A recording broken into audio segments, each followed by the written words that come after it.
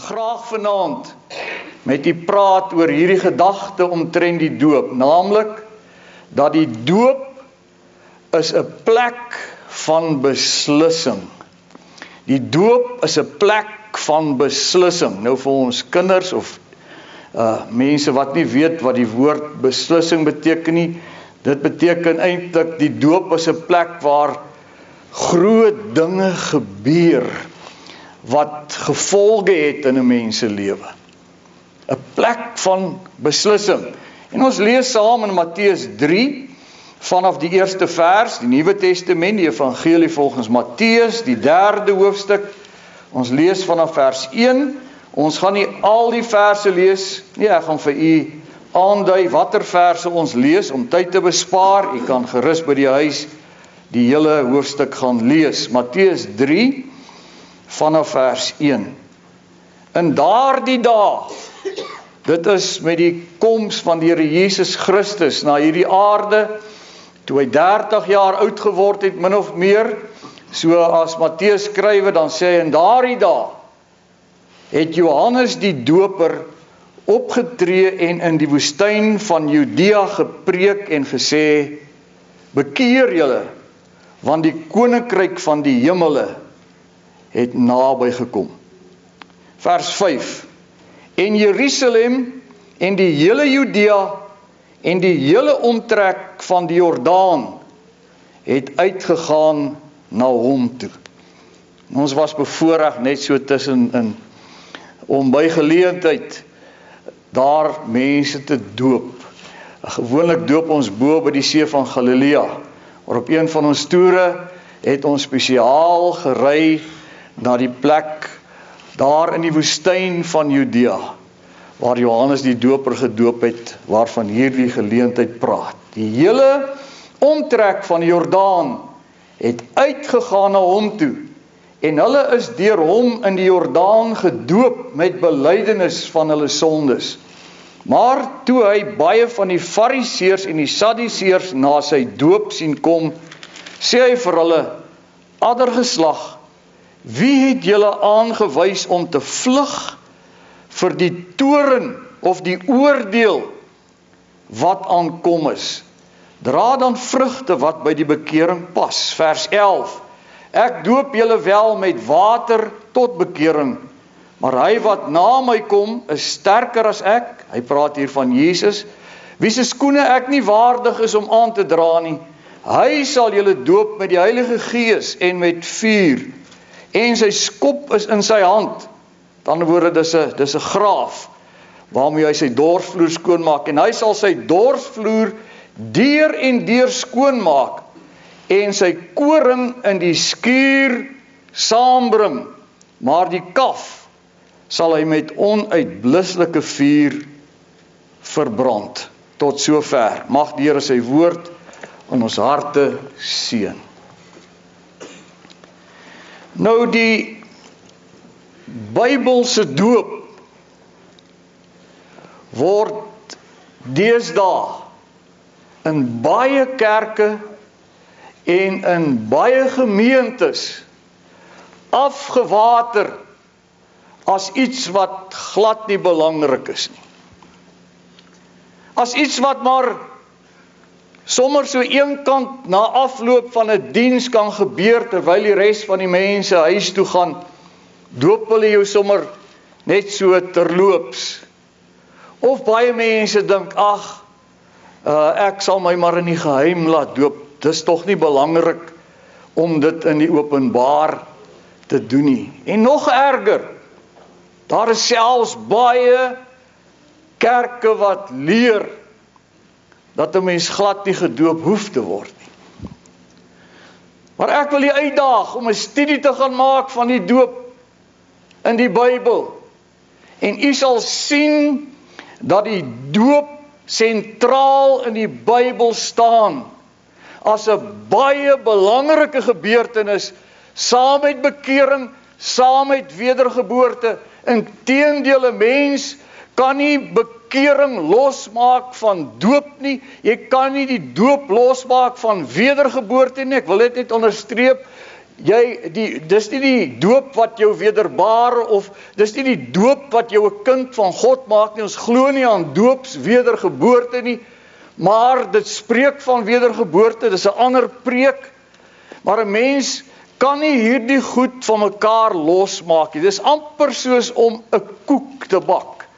As ons u nooi vir 'n koppie tee en 'n stukkie koek, en u kom sit nou daar by ons, en ons bedien vir u koek.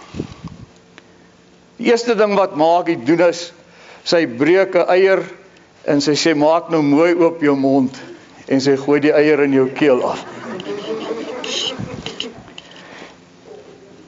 Miskien moet jy 'n bietjie rondspring, dat die eier geklits kan raak. As jy dit nou mooi gedoen het, dan sê sy, goed, maak jou mond nou mooi oop, hier is 'n bietjie, wat is baking powder? Bakpoeier. Hier's vir jou 'n teelepeltjie bakpoeier. Sluk dit in. Hier's 3 lepels suiker, hier's 'n koppie meel. Wat het sy gedoen? Sy het vir u al die bestanddele gegee wat nodig is om 'n koek te bak. Maar dit is nie 'n koek nie. Daardie goed moet saam gemeng word. Dit vorm 'n eenheid wat onlosmaaklik is. As jy die stukkie koek neem en jy kyk daarna, dan kan jy nie sê ook sien, hier is 'n kwart lepel koeksoda in, en hier is 5 lepels suiker in nie. Jy kan nie die bestanddele van mekaar onderskei as die koek reg en behoorlik gebak is nie. Nou hoor vanaand, so belangrik is die doop van gelowiges in die Bybel. Dit vorm deel van 'n eenheid. Jy kan dit nie losmaak van mekaar, die bekering, doop, wedergeboorte. Dit staan sentraal in die Bybel. As jy een van daardie dele uithaal, as jy een van die bestanddele van 'n koek uithaal, is die koek 'n mislukking. En daarom wil ek vanaand oor hierdie belangrike saak praat, en vir u sê dat die doop is in die Bybel 'n plek van beslissing. Daar gebeur iets by die doop van 'n kind van die Here. In die eerste plek is die doop 'n plek waar 'n kind van die Here se oordeel beslis word. Het u opgelet in vers 7 van ons geleesde gedeelte, dat Johannes die Doper, toe hy sien dat die Fariseërs en die skrifgeleerdes na hom toe kom om hulle te laat doop, dat hy vir hulle gesê het, julle addergeslag, wie het julle aangesê om te vlug vir die toorn wat aan die kom is? Wie het julle aangesê om te vlug vir die oordeel van God? En as ons deur die Bybel gaan, sal jy sien dat die doopwater word dikwels in die Bybel gebruik as 'n oordeel, as 'n prentjie van oordeel. Wanneer die Here Jesus in Markus 10 vers 38 praat van sy dood, dan sê hy in daardie vers, kan julle die beker drink wat ek aanstonds sal drink, en kan julle gedoop word met die doop waarmee ek aanstonds gedoop gaan word. Met ander woorde, hy noem sy sterwe 'n doop. Hoekom het hy gesterwe? Wat het hy aan die kruis gedoen? Hy het u en my sonde en die sonde van die hele wêreld op hom geneem, en saam met die sonde van die hele wêreld wat hy op hom geneem het, het hy ook die oordeel wat saam met daardie sonde gaan, op hom geneem. Hy's daar deur God geoordeel. Die toorn, die wraak van God was op hom, daar waar hy aan die kruis gehang het, Die woord van die Here sê vir ons in Romeine 6 vers 23, die loon van die sonde is die dood. Met ander woorde, die oordeel oor sonde is die dood en dus hoekom Jesus sterwe aan die kruis, want hy dra die oordeel van God, maar hy noem sy dood 'n doop. Hy koppel dit aan die doop. En net so kom Petrus in 1 Petrus 3 vers 20, as hy praat van die vloed in die dae van Noag. En hy daar in daardie gedeelte praat van hoe dat die mense wat teen God was, wat nie kinders van God was nie, hoe dat hulle in die vloedwaters omgekom het. Dan gebruik hy in 1 Petrus 3 vers 20 'n woordjie, hy noem dit 'n teebeeld. In die Griekse taal is dit 'n antituplon. Beteken die teenoorgestelde van iets. Nou ons weet, in die Bybel is 'n tipe iets wat 'n realiteit voorstel. Ons weet dat elke lammetjie wat in die Ou Testament geoffer is 'n tipe of 'n beeld van die ware lam van God wat sou kom, Jesus Christus. Maar Petrus gebruik hier 'n woordjie, hy sê nie die vloed is 'n beeld van iets nie, hy sê die vloed is 'n teebeeld, die teenoorgestelde. Hy sê 'n teebeeld van die doop wat ons red. Hy koppel die vloed waters koppel hy aan die doop. En hy sê dit red ons. Die teebeeld daarvan.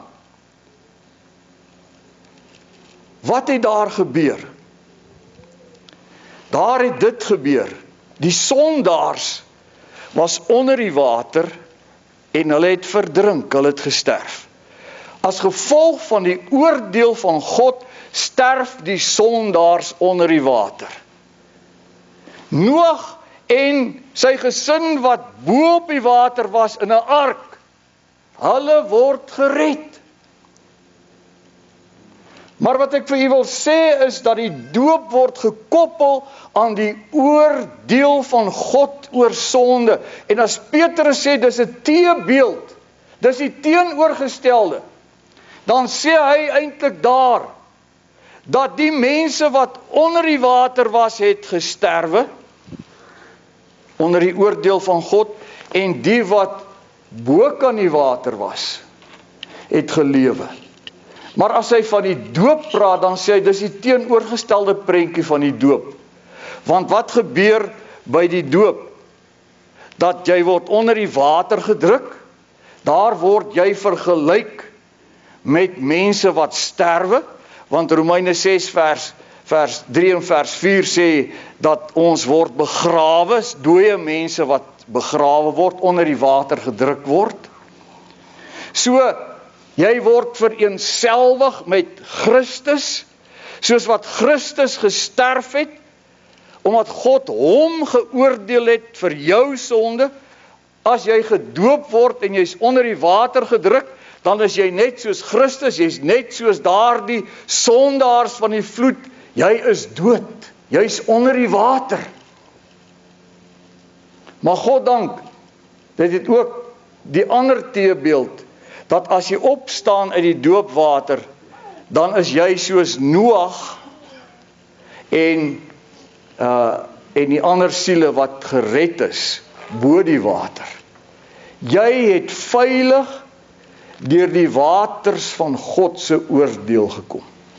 Dis wat by die doop beslis word. Wanneer 'n kind van die Here gedoop word, dan word die oordeel van God in sy lewe daar beslis. Wanneer mense na jou doop kyk, dan sê jy, ek moes eintlik dood gewees het, soos die mense van die vloed. Ek moes eintlik gesterf het onder die water, maar Christus het my oordeel gedra. Hy is gedoop in die dood. En ek vereenselwig my met hom, is net 'n prentjie wat ek wys van die oordeel van God. Eintlik sê ek, sien julle almal, wat doen sonde, dit maak 'n mens dood. Soos wat die waters in die tyd van die vloed die mense doodgemaak het. Maar as jy uit die doopwater uit opstaan, dan sê jy, ek het veilig deur die water van die oordeel gekom, omdat iemand anders in my plek gesterf het. Ek is veilig, ek lewe, ek het nie gesterf onder die oordeel van God nie, maar soos Noag en sy gesin, het ek lewendig aan die ander kant uitgekom, want iemand anders het in my plek gesterf. Daarom is die doop 'n plek van beslissing. 'n Kind van die Here se oordeel word beslis by sy doop. In die tweede plek, die doop is 'n plek waar 'n kind van die Here se identiteit beslis word. Met ander woorde, waar jy sê aan wie se kant jy is en met wie jy jouself identifiseer. Dis hoekom jy dit nie in die geheim kan doen nie. Dis hoekom dit nie 'n afgewaterde saak daar een kant kan wees nie, maar dit is 'n openbare gebeurtenis waar jy sê met wie jy jouself identifiseer. Vers 5 van ons geleesde gedeelte sê dat Jerusalem en die hele Judea het uitgegaan na hom toe. 'n duidelike uittog na iemand toe. 'n uittog van identifikasie om te sê aan wie se kant hulle is. En daarom sê ek vandag nog in die heidense nasies is die doop as van hulle tot bekering kom, is die doop lewensbelangrik en ook lewensgevaarlik. Hulle gee nie om in die heidense nasies as jy tot bekering kom nie. Maar as jy jou laat doop, hang daar 'n swaard oor jou kop en in baie gevalle word mense doodgemaak en word hulle onterf, want die doop is 'n plek wat sê, ek het uitgekom onder julle uit. Ek identifiseer my nie meer met my ou lewe. Ek identifiseer my nou met iemand anders. Met Jesus Christus. Die Bybel sê, hulle het uitgegaan na hom toe.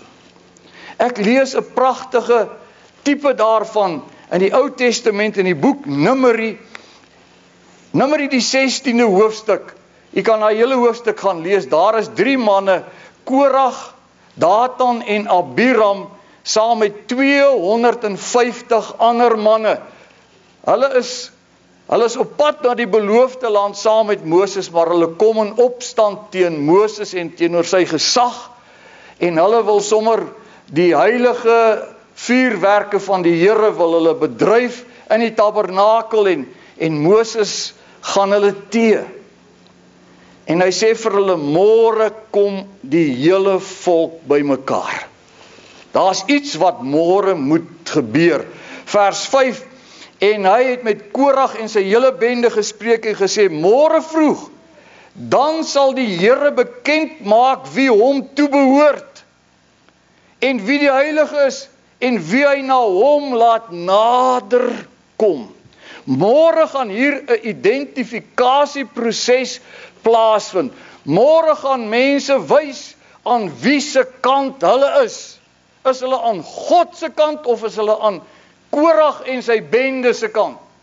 As jy dan gaan lees vers 26, toe hulle dan die volgende môre by mekaar kom, sê vers 26, daarom het hy, dus Moses, die vergadering toegespreek en gesê, verwyder julle tog van die tente van hierdie goddelose manne en raak nie aan iets wat aan hulle behoort nie, dat julle nie weens al hulle sondes omkom nie. En hulle het gemaak dat hulle wegkom rondom die tente van Korag, Datan en Abiram. En as jy dan net verder gaan lees, dan vind daar 'n geweldige oordeel plaas. Dis 'n verskriklike gebeurtenis. Die oomblik toe die volk wys aan wie se kant hulle is. Die oomblik toe die volk wegvlug van Korag, Datan en Abiram af, sê die Bybel het die aarde oopgegaan en Korag en Datan en Abiram en 250 ander manne is lewendig deur die grond ingesluk. Die oordeel van God.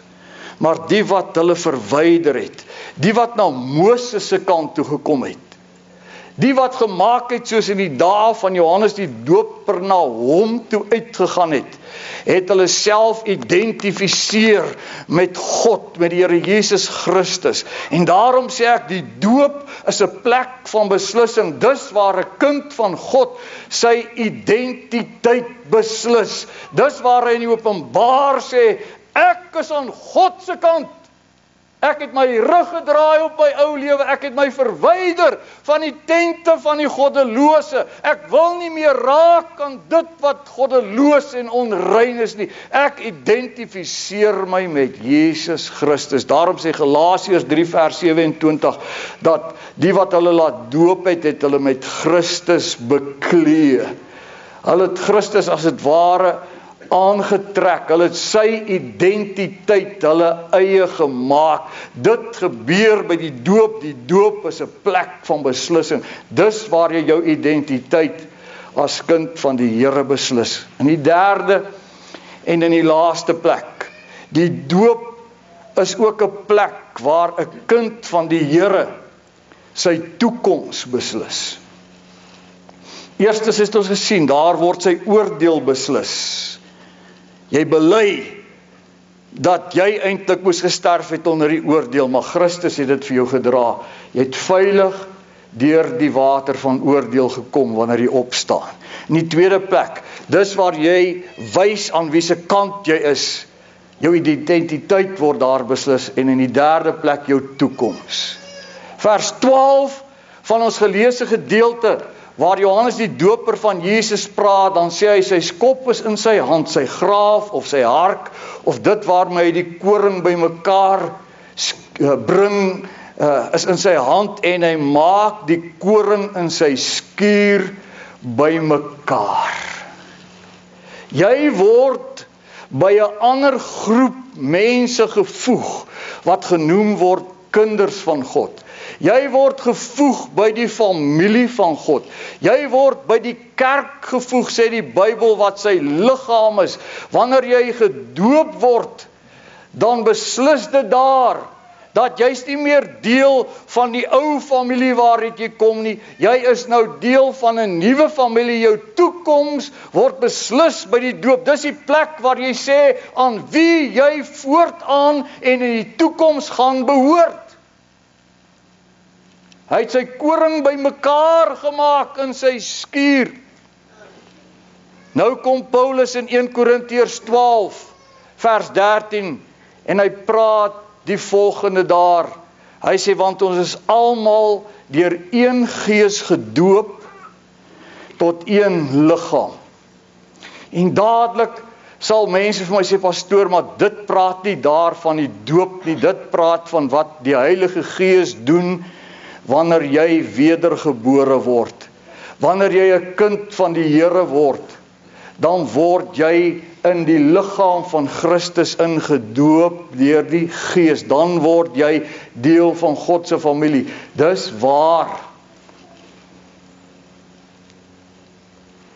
Maar weet jy wat? Hierdie vers staan nie in opposisie teen die waterdoop nie. Dit staan in opposisie. Jy geweet daar is so 'n woord, opposisie. Opposisie beteken twee dinge staan teenoor mekaar. Gaan kyk maar in die woordeboek, die woord opposisie beteken, hulle staan langs mekaar en hulle getuig van dieselfde saak.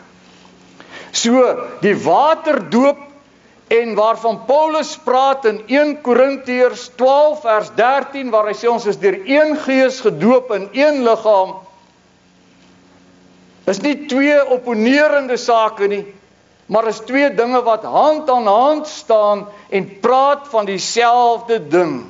En dis wat by die doop gebeur. Onthou die koekbak storie aan die begin van die preek, jy kan nie hierdie goed van mekaar skei nie. Die doop is die plek waar jou toekoms as kind van die Here beslis word. Jy word deel van God se familie. Gaan kyk maar wat het gebeur in Handelinge die 2de hoofstuk, waar Petrus opstaan en preek, en jy kan maar gaan lees. In Handelinge 2 hier vanaf vers 14, preek Petrus en hy preek onder andere van die oordeel van God. En dan in vers 36 staan daar geskrywe, en toe hulle dit hoor, toe hulle sy boodskap hoor, is hulle diep in die hart getref, en het vir Petrus en die ander apostels gevra, wat moet ons doen, broeders? Vers 38, bekeer julle en laat elkeen van julle gedoop word in die naam van Jesus Christus tot vergifnis van sondes, en julle sal die gawe van die Heilige Gees ontvang. Want die belofte kom julle toe, julle en julle kinders en almal wat daar ver is. En dan sê vers 41, en daar is op die dag omtrent 3000 siele gedoop toegevoeg. Dan sê die laaste deel van daardie vers 47, sê, sy B-gedeelte sê, en God het daagliks by die gemeente gevoeg die wat gered is.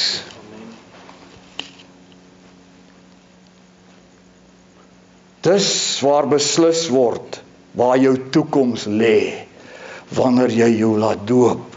Dan sê jy, ek is nie meer deel van my ou familie nie. Ek is deel van 'n nuwe familie. Dis waar my toekoms lê. God se familie. Ek is ingevoeg, bygevoeg, ingedoop in 'n nuwe liggaam. Die doop is 'n plek van beslissing. Ek vra vanaand vir elkeen wat na hierdie boodskap luister, was jy al by daardie plek? Het jy al bely voor mense deur die handeling van die doop? Dis eintlik jy wat geoordeel en veroordeel moes word, soos Christus veroordeel is in jou plek en geoordeel.